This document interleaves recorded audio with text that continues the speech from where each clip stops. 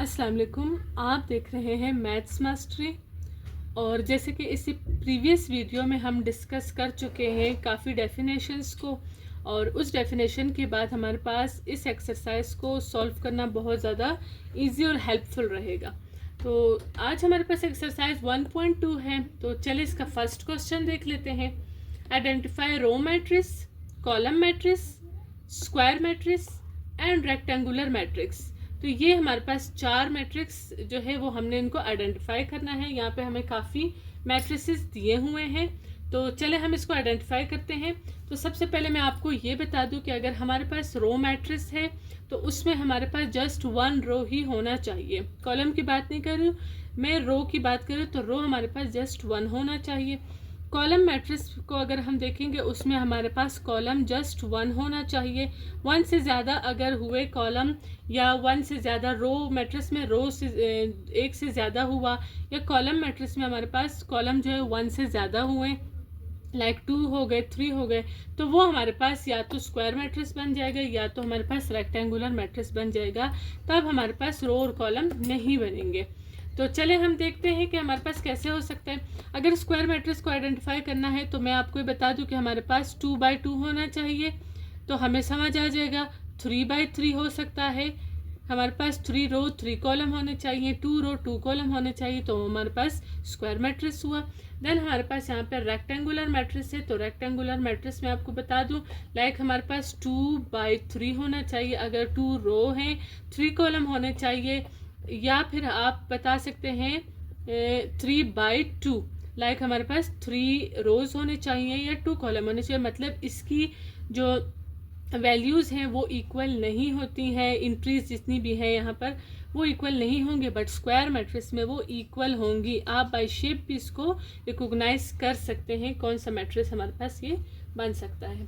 तो चले हमारे पास सबसे पहले देखते हैं। हमारे पास सबसे पहले हम यहाँ पे कुछ हेडिंग्स लिख लेते हैं। पहले हमारे पास है रो मैट्रिक्स। तो चले हम देखते हैं रो मैट्रिक्स सिंगल वाली की बात हमने की थी कि रो मैट्रिक्स सिंगल वाली होनी चाहिए। तो ये देखिए, ये तो नहीं हम कह सकते हैं, इसमें भी रो बन रहे हैं, बट यहाँ पे देखिए हमारे पास 2 रोज फिर बन जाएंगे। ये हमारे पास रो मैट्रिक्स नहीं हो सकता। यहाँ देखिए, यहाँ हमारे पास जस्ट 1 रो है, ठीक है। कॉलम इसमें 2 बन सकते हैं, बट हमने रो को देखना है। कॉलम हमारे पास अगर हम बनाए हमारे पास 2 कॉलम बनेंगे यहाँ पर, ठीक है। लेकिन हमने कॉलम नहीं देखना, हमने रो मैट्रिक्स की बात करनी है। तो यहाँ हमारे पास 1 रो है, तो हमारे पास बी जो है वो रो मैट्रिक्स हुआ। देन हमारे पास ये तो सारे डबल हैं, ये तो रो हो नहीं सकते हैं, तो हम इसको देख लेते हैं। ये हमारे पास 1 रो हो सकता है, कॉलम भी हो सकता है, वो हम नेक्स्ट में देखेंगे। लेकिन हम यहाँ पे रो मैट्रिक्स को डिस्कस करें तो यहाँ पे हमारे पास ये 1 रो हुआ, तो हमारे पास मैट्रिक्स सी भी रो मैट्रिक्स हुआ। देन हमारे पास यहाँ पे डबल हैं, यानी 2/3 3/3 इस तरह के हैं, तो ये हमारे पास रो मैट्रिक्स नहीं हो सकते। और अगर इसको हम डिस्कस करें ये क्यों नहीं हो सकता रो मैट्रिक्स, क्योंकि यहाँ पे हमारे पास 2 रोज बन सकते हैं, 2 रोज वाला रो मैट्रिक्स नहीं होगा। नेक्स्ट हमारे पास है कॉलम मैट्रिक्स। कॉलम मैट्रिक्स को हम देख लेते हैं। कॉलम मैट्रिक्स, अब यहाँ पे हमारे पास देखिए फर्स्ट जो हमारे पास मैट्रिक्स है, मैट्रिक्स ए, यहाँ हम देखें तो हमारे पास ये आपके पास 1 कॉलम हुआ, यहाँ पे 1 कॉलम हुआ, दूसरा कॉलम यहाँ पे नहीं बन सकता। रोज बन सकते हैं, बट यहाँ पे रोज 2 बनेंगे। तो मैंने आपको कहा था कि हमारे पास 1 रो वाला जो है, 1 कॉलम वाला जो है वो कॉलम मैट्रिक्स होगा। तो ये हमारे पास ए जो है वो उसमें 1 ही कॉलम बन रहा है, तो ये कॉलम मैट्रिक्स हुआ। देन हमारे पास यहाँ पे 2/3 3/3 है, तो ये हमारे पास कॉलम मैट्रिक्स नहीं हो सकते। बट ये वाला जो है इसको हम कंसीडर कर सकते हैं। अगर हम इसको इस बार अगर हम इसको वर्टिकल डायरेक्शन में लें तो ये हमारे पास भी मैट्रिक्स जो है कॉलम मैट्रिक्स हो सकता है। तो यहाँ पर हम लिख लेते हैं सी भी हमारे पास जो है वो कॉलम मैट्रिक्स हो सकता है। देन हमारे पास यहाँ पर है स्क्वायर मैट्रिक्स, तो हम यहाँ पर स्क्वायर मैट्रिक्स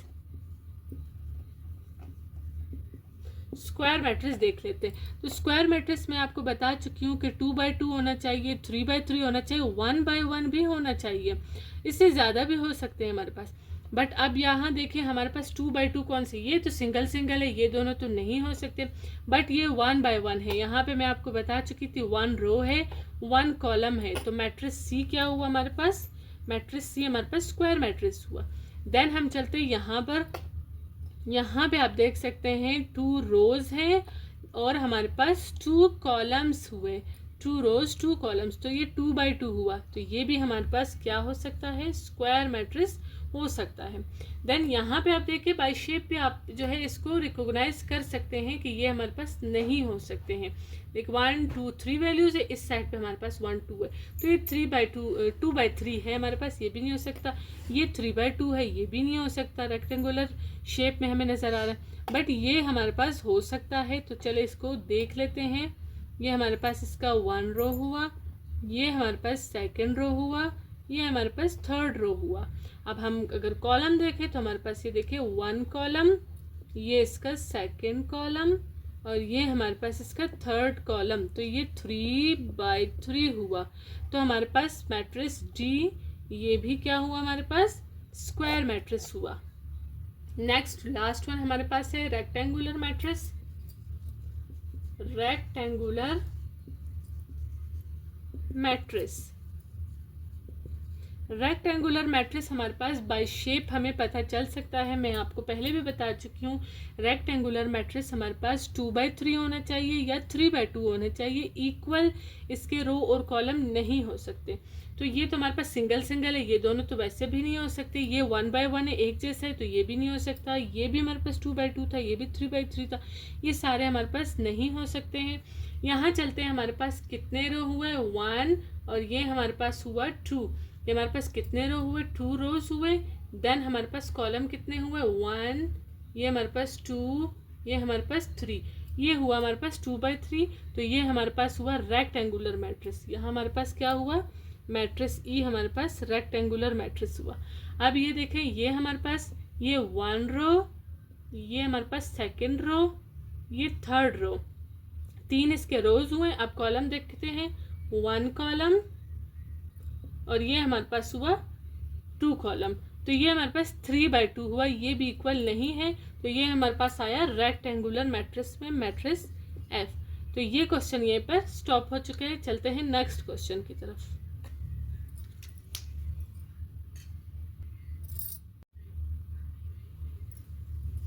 अब हमारे पास है क्वेश्चन नंबर 2, एक्सरसाइज नंबर 1.2 का। Identify diagonal, scalar and identity matrix. अब हमें इन 3 को आइडेंटिफाई करना है इन मैट्रिसेस में से। तो सबसे पहले मैंने इस तरह से लिख लिया है, डायगोनल मैट्रिक्स कौन से हैं, स्केलर मैट्रिक्स कौन से है, और आइडेंटिटी और यूनिट मैट्रिक्स इसका दूसरा नाम था, तो ये मैट्रिक्स कौन से हैं। तो सबसे पहले जैसे कि हमने डेफिनेशन में भी देखा था, तो हम सबसे पहले डायगोनल्स वैल्यूज़ को हाईलाइट कर देते हैं तमाम जितने भी मैट्रिसेस है सब में। तो सबसे पहले हमारे पास इनको हमने हाईलाइट कर दिया है, सब 2nd नंबर पे 2nd मैट्रिक्स को हाईलाइट कर दिया है। जो डायगोनल्स वैल्यू है जस्ट आपने उन्हीं को हाईलाइट करना है। ये हाईलाइट कर भी सकते हैं, विदाउट इसके भी आप कर सकते हैं, जस्ट समझाने के लिए मैं आपको हाईलाइट करके बता रही हूँ। तो यहाँ पे हमने सारे मैट्रिसेस को हाईलाइट कर दिए, ये तो ऑलरेडी 1 ही है। ये तमाम जितने भी मैट्रिसेस हैं मैंने तमाम जो डायगोनल्स वैल्यूज थी सबको हाईलाइट कर दिया है। सबसे पहले आपके पास है डायगोनल मैट्रिक्स। अब डायगोनल मैट्रिक्स वो मैट्रिक्स होंगे जिसमें वैल्यूज हमारे पास डिफरेंट होंगी। तो सबसे पहले आप देख सकते हैं इन दोनों में, ये देखें यहाँ पे हमारे पास 3 है, ये 1 है, ये हमारे पास मैट्रिक्स जो है वो डायगोनल मैट्रिक्स हुआ। यहाँ पे हम लिख लेते हैं मैट्रिक्स ए हुआ। देन हमारे पास ये नहीं, क्योंकि ये एक जैसी वैल्यूज़ है। देन हमारे पास देखिए यहाँ पे 1 1 5, ये वैल्यूज़ हमारे पास जो इंक्रीज वैल्यूज़ हैं वो भी हमारे पास क्या है, चेंज है, तो हम लिख सकते हैं मैट्रिक्स सी भी हमारे पास डायगोनल मैट्रिक्स हुआ। देन हमारे पास कोई ऐसा मैट्रिक्स नहीं है, तो ये हमारे पास डायगोनल मैट्रिक्स जस्ट यही हुए। नेक्स्ट चलते हैं हम स्केलर मैट्रिक्स की तरफ। स्केलर मैट्रिक्स हमारे पास वो मैट्रिक्स होंगे जिसमें हमारे पास एक जैसी वैल्यूज होंगी, जो हमारे पास जितने भी डायगोनल्स एरिया में वैल्यूज लिखी हुई हैं। तो सबसे पहले ये 2 तो आपके पास हो चुके हैं। तो नेक्स्ट हमारे पास ये जो है मैट्रिक्स रहता था तो आप यहाँ देखिए, यहाँ पे भी 7 है, यहाँ पे भी 7 है, ये दोनों एक जैसे हैं, तो ये हमारे पास मैट्रिक्स बी हुआ स्केलर मैट्रिक्स। देन हम चलते हैं नेक्स्ट की तरफ। 1 की आपने 1 को काउंट नहीं करना है, 1 के अलावा जो भी वैल्यूज होंगे एक जैसे उनको आपने स्केलर में ऐड करना है। इसके अलावा ये हमारे पास देखें 2 और 2, ये भी दोनों एक जैसे हुए, तो आप लिख सकते हैं मैट्रिक्स ई। देन हम चलते हैं 1 वाले को मैंने कहा कि आपने इसमें ऐड नहीं करना है। यहाँ पे हमारे पास भी, यहाँ पे देखें √5 √5 तो ये तीनों भी हमारे पास एक जैसे हुए, ये भी हमारे पास हुआ स्केलर मैट्रिक्स में। देन लास्ट में हमारे पास है आइडेंटिटी और यूनिट मैट्रिक्स। तो आप ये यहाँ पे इसकी अगर डेफिनेशन आपको याद हो, जो हम पहले भी डिस्कस कर चुके हैं कि हमारे पास डायगोनल वैल्यूज में जो एंट्रीज थी हमारे पास वो 1 होनी चाहिए। तो यहाँ देखिए, ये हमारे पास यहाँ पे 1 है, इसके अलावा और कहीं नहीं है। ये है बट यहाँ पे तो नंबर चेंज हो रहा था। ये 1 है हमारे पास, इसके अलावा यहाँ पे आपके पास 1 आ रहा है, तो ये वाली और ये वाली हमारे पास आइडेंटिटी मैट्रिक्स हुए।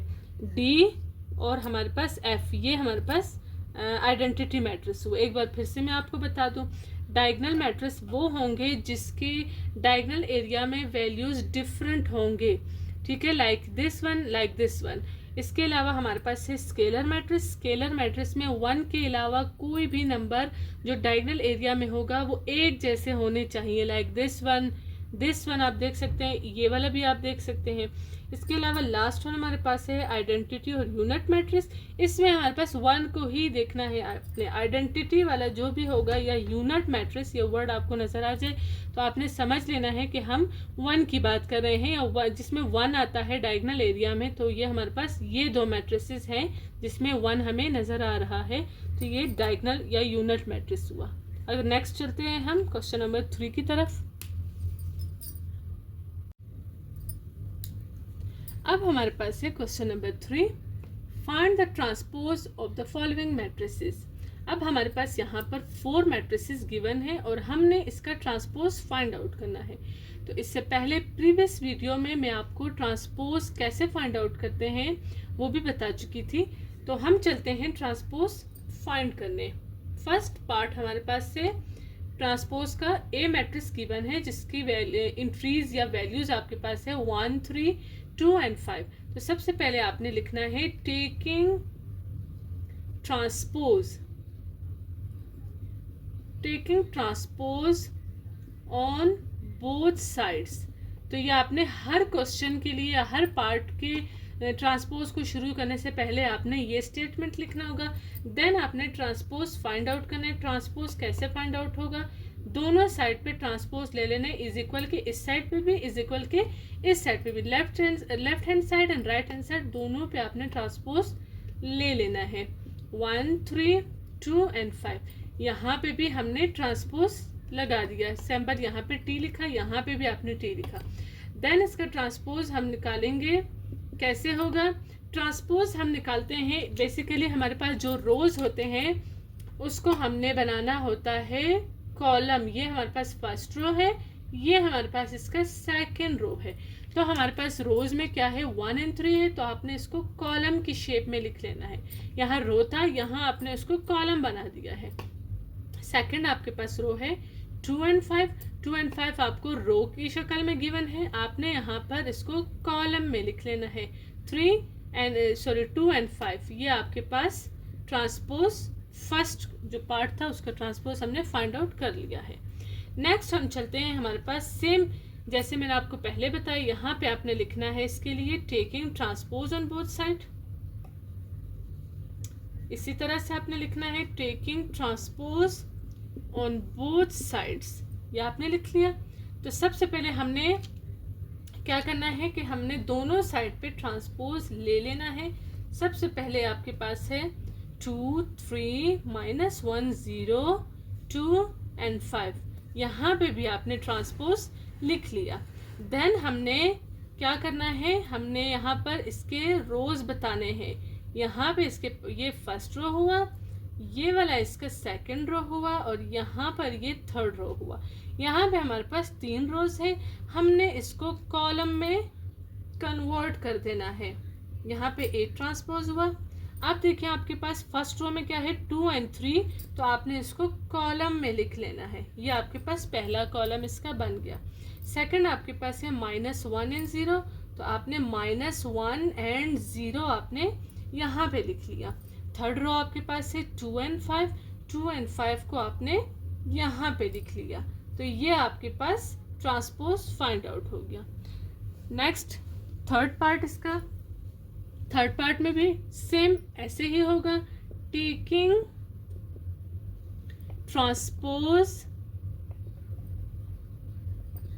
ऑन बोथ साइड्स, दोनों साइड्स पे आपने ट्रांसपोज ले लेना है। सी का ट्रांसपोज, यहाँ पे आपने इसके जो वैल्यूज है इसका भी ट्रांसपोज ले लेना है। DENF यहाँ पे आपने लिख लिया ट्रांसपोज। अब हमने क्या करना है, इसकी जो रोज है उनको हाईलाइट कर देना है। ये इसका फर्स्ट रो हुआ, ये इसका सेकंड रो हुआ, फर्स्ट रो एंड ये इसका सेकंड रो। रोज को अब हमने लिखना है कॉलम की शक्ल में, A, B एंड C। तो ये आपके पास रो हुआ, आपने इसको वर्टिकल डायरेक्शन में लिखना है, A, B -C। ठीक है। नेक्स्ट आपके पास है D, E एंड F, ये आपके पास रो हुआ, तो आपने D, E एंड F ये आपने इसको वर्टिकल डायरेक्शन में लिख लिया है। नेक्स्ट हमारे पास है लास्ट पार्ट इसका, इसमें भी आपने क्या करना है, taking transpose on both sides, दोनों साइड पे आपने ट्रांसपोज ले लेना है। कैसे, अब यहाँ पे आपने लिखना है, यहाँ पे आपके पास डी पार्ट होगा, तो डी यहाँ पे भी टी लगा दिया। देन आपके पास है 1 -1 2 0 2 1 3 2 5। आपने इसके बाद क्या करना है, इसके जितने भी रोज हैं उनको हाईलाइट कर देना है। या आपके पास कितने रोज हुए, या आपके पास 3 रोज हुए। देन आपने क्या करना है, इसके रोज को कॉलम में कन्वर्ट कर देना है। 1 -1 एंड 2, 1 -1 एंड 2, ये आपने इसको वर्टिकल डायरेक्शन में लिख लिया। नेक्स्ट आपके पास है 0 2 एंड 1, 0 2 एंड 1, ये आपके पास वर्टिकल डायरेक्शन में लिखा। नेक्स्ट आपके पास है 3 2 5, 3 2 5, ये हमने इसके जितने भी हमारे पास मैट्रिसेस थे हमने उनका ट्रांसपोज फाइंड आउट कर लिया है। चलते हैं नेक्स्ट क्वेश्चन की तरफ। अब हमारे पास एक्सरसाइज नंबर 1.2 क्वेश्चन नंबर 4 है, जो इसका लास्ट क्वेश्चन है। Which of the following matrices are symmetric और स्क्यू सिमेट्रिक। अब आपके पास ये 3 मैट्रिसेस गिवन है, आपने बताना है कौन सा मैट्रिक्स जो है वो सिमेट्रिक है और कौन सा मैट्रिक्स जो है वो स्क्यू सिमेट्रिक है। तो सबसे पहले हमें इसको फाइंड आउट करने के लिए, इसको देखने के लिए हमें ट्रांसपोज करना होगा। ट्रांसपोज जैसे कि इससे प्रीवियस क्वेश्चन हम कर चुके हैं, सेम मेथड होगा हमारे पास। सबसे पहले हम लिखेंगे टेकिंग, यहाँ पे मैं लिख लेती हूँ, taking transpose on both side, दोनों साइड पे आपने ट्रांसपोज ले लिया। लाइक यहाँ पे भी ए ट्रांसपोज, और जो मैट्रिक्स में गिवन इंट्रीज है वहाँ पे भी आपने ट्रांसपोज लगा लेना है। ये आपने ट्रांसपोज लिखा। अब यहाँ पर आपने ए ट्रांसपोज लिया।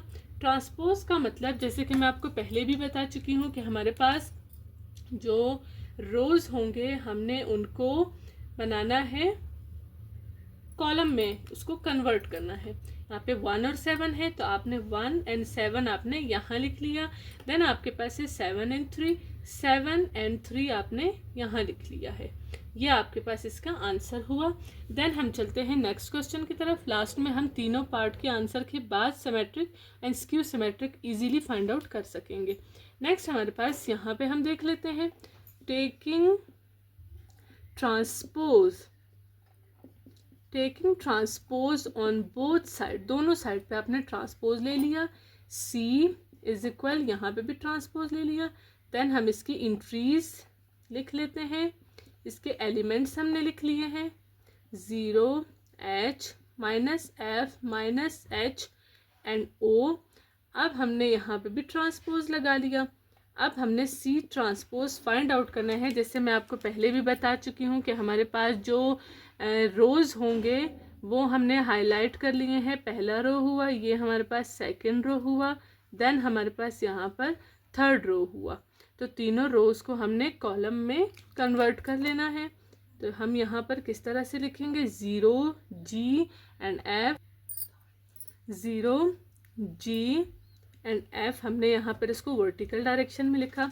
देन हमारे पास यहाँ पर हॉरिजॉन्टल वे में फिर से हमारे पास सेकंड रो है, minus G O and H, हमने यहाँ पर इसको वर्टिकल में लिखना है, minus G O and H हो गया। लास्ट हमारे पास जो रो है वो है minus F minus H and O, minus F minus H, then हमारे पास है O, तो यहाँ पे हमारे पास इसका ट्रांसपोज हुआ।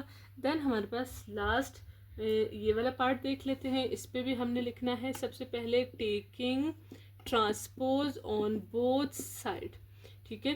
तो अब हमने क्या लिया, यहाँ पे B है, हमने B ट्रांसपोज लिख लिया। देन हमने यहाँ पर इसकी इंट्रीज लिख लेनी है 1 2 एंड 4।